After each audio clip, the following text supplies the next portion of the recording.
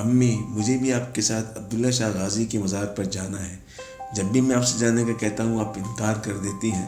وسیم نے اپنی امی سے ضد کرتے ہوئے کہا، بیٹا تم وہاں پر جا کر کیا کرو گے؟ امی میں بھی مزار پر فاتحہ پڑھنا چاہتا ہوں۔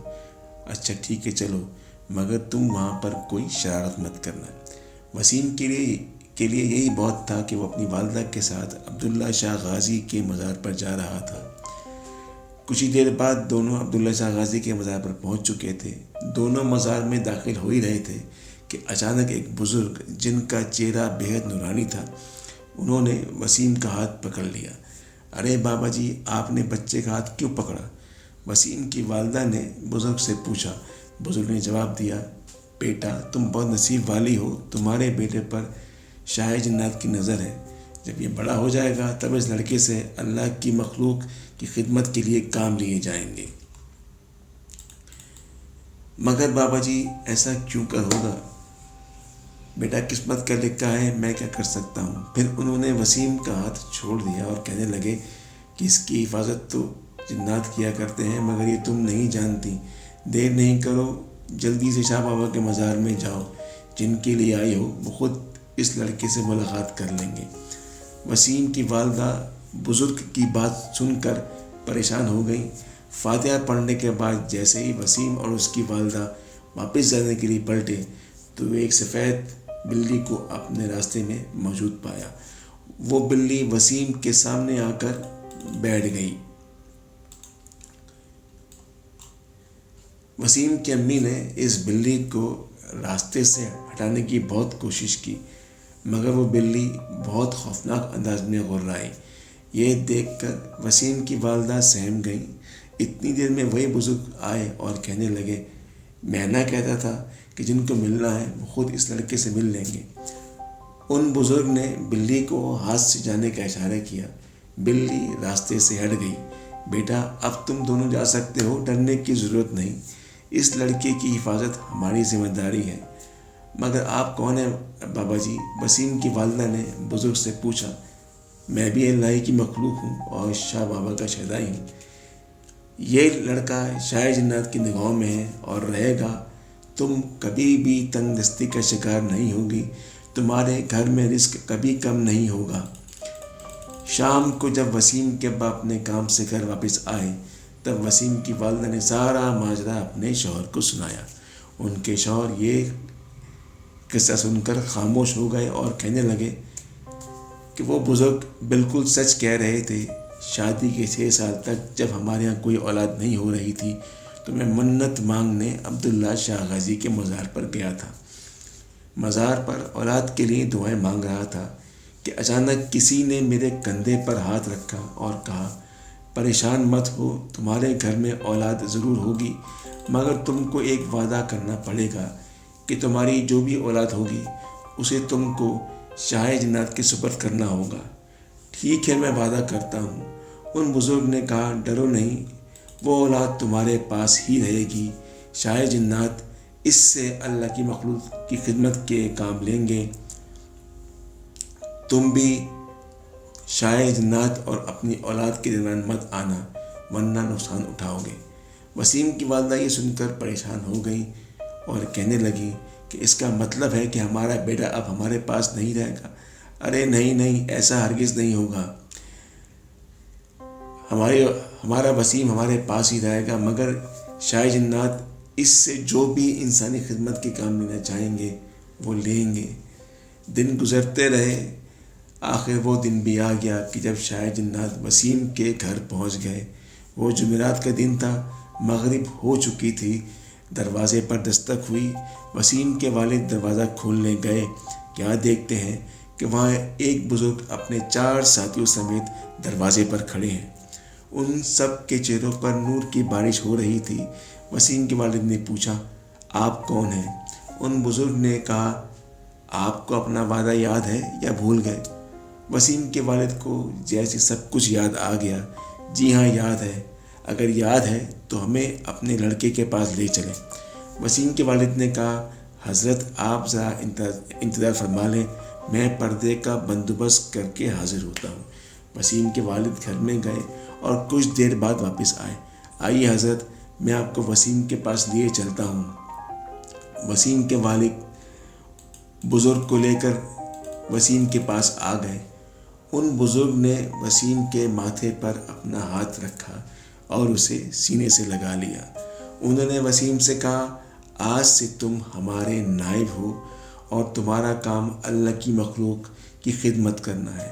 پھر ان بزرگ نے وسیم کے والد سے مخاطب ہوتے ہوئے کہا کہ رزق اور معاشی تنگی کی آپ کو فکر کرنے کی ضرورت نہیں، اچھا کھائیں گے اور اچھا ہی پہنیں گے، کبھی بھی ہمارے اور اس لڑکے کے درمیان آنے کی کوشش مت کیجیے گا ورنہ نقصان اٹھائیں گے۔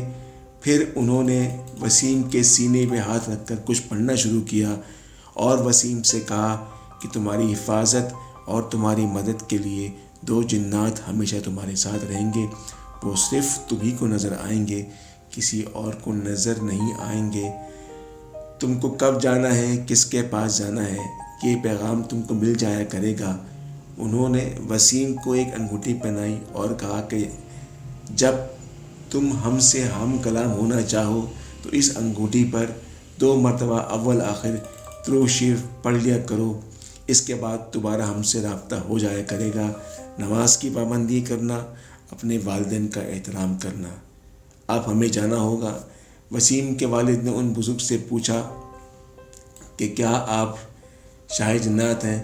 ان بزرگ نے مسکرا کر وسیم کے والد کی جانب دیکھا اور بنا کچھ جواب دیے بغیر وہاں سے روانہ ہو گئے۔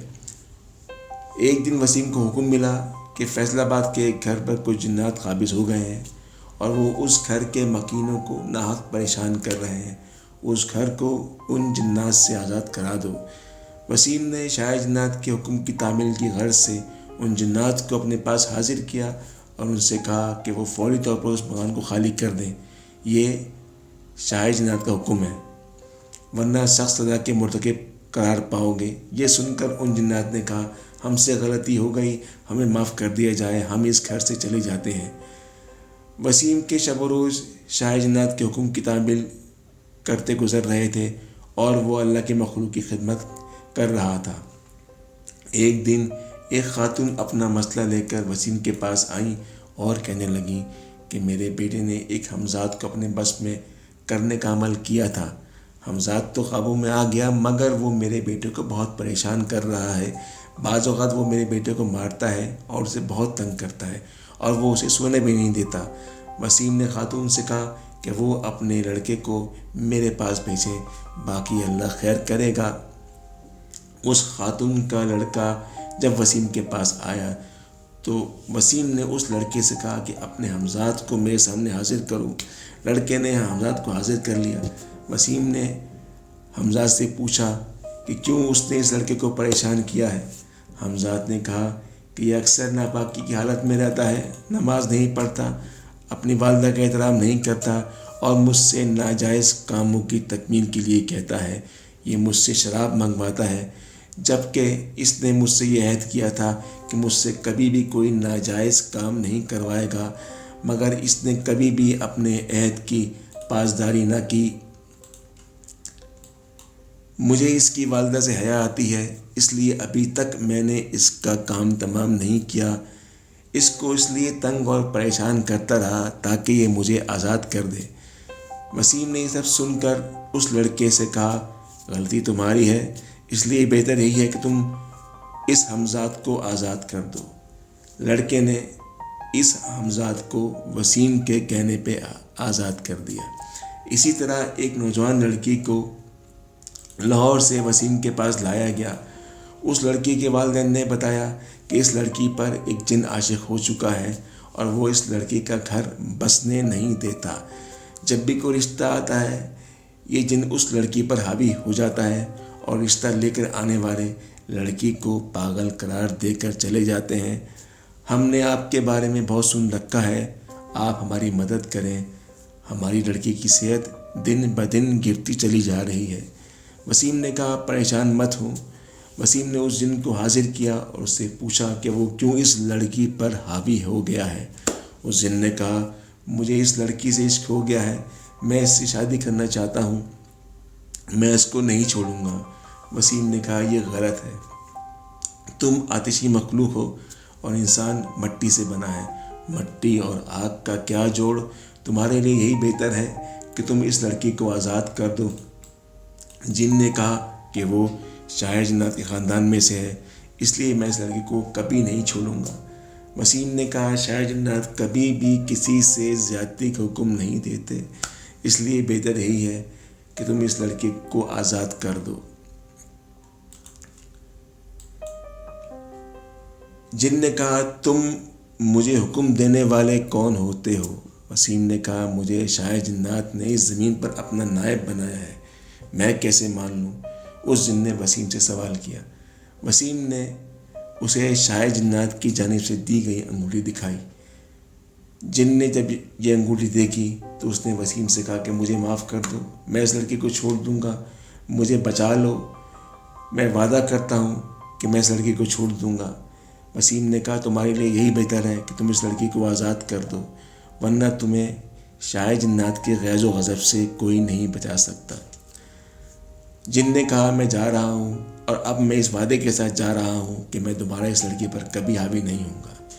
وسیم نے لڑکی کے والدین سے کہا کہ آج سے آپ کی بیٹی آزاد ہے، آپ جہاں چاہیں جب چاہیں اس کی شادی کروا دیں۔ وسیم کی عمر اب 60 سال کی ہو چکی ہے، وہ اب بھی شاہ جنات کا نائب ہے اور وہ اب بھی ضرورت مندوں کی مدد کر رہا ہے۔